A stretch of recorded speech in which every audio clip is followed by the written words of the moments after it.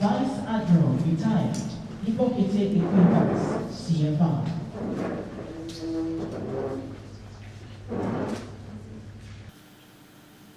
The Supreme Court, in its ruling, and I quote this section, said the political instability and violence in Rivers State have led to an environment that cannot guarantee the safe and orderly conduct of governance.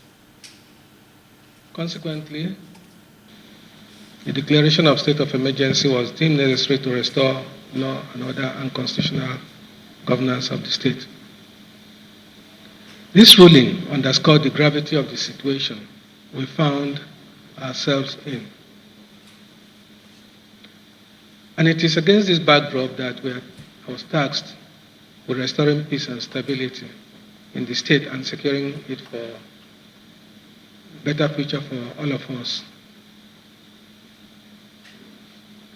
Since my resumption in office, I've made it a priority to engage in meaningful and fruitful consultations with key stakeholders, including civil society organizations, traditional rulers, civil servants, and leaders from various sectors of our society.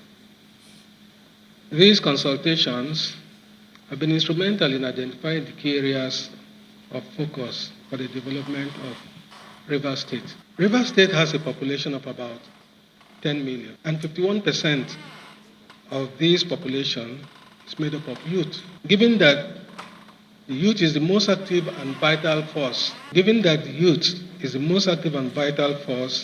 the society, the hopes of our nation, Nigeria, Rivers State in particular, and its future lie in the hands of its young generation. Therefore, my administration's focus on youth development is a multifaceted approach that seeks to prioritize 4 critical areas. First is education, providing our youth with the knowledge and skills they need to succeed in a rapidly changing world.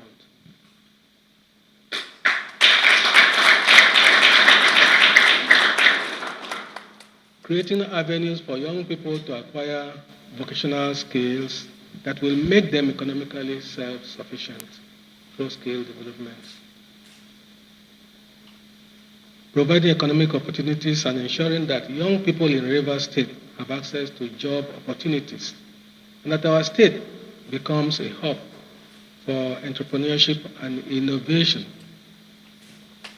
and digital inclusion, embracing technology to ensure that all our youths are digitally literate and have access to global economy. Additionally, conflict resolution and peace building remain critical to our collective prosperity. We are committed to fostering an environment where dialogue and understanding between diverse groups will thrive and where we can heal the wounds of the past. It is important to restate my impartial stand on the political crisis that has plagued our state. I remain committed to upholding the law and ensuring that all individuals, irrespective of their political affiliations, have a voice in the future of Rivers State. My administration will continue to focus on the collective good of our people rather than partisanship or political advantage. Therefore, I call on all of you, the vibrant and energetic youth of this state, to embrace collaboration, dialogue, and continuous engagement. It is imperative that we all work together as one to ensure that the mandate entrusted to me by Mr. President is fulfilled. I will continue to prioritize the restoration of democratic institutions and to make every effort to restore peace and stability to our beloved state.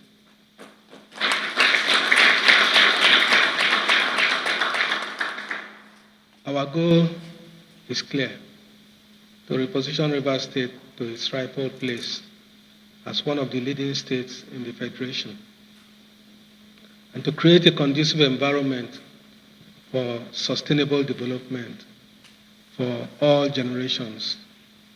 However, this vision can only be realized through collective action. I urge all hands to be on deck. Your active participation, commitment, and support will be key in helping us achieve these lofty goals. Together, we can build Rivers State that we will all be proud of, where peace, prosperity, and progress prevail for all. Thank you, and God bless Rivers State.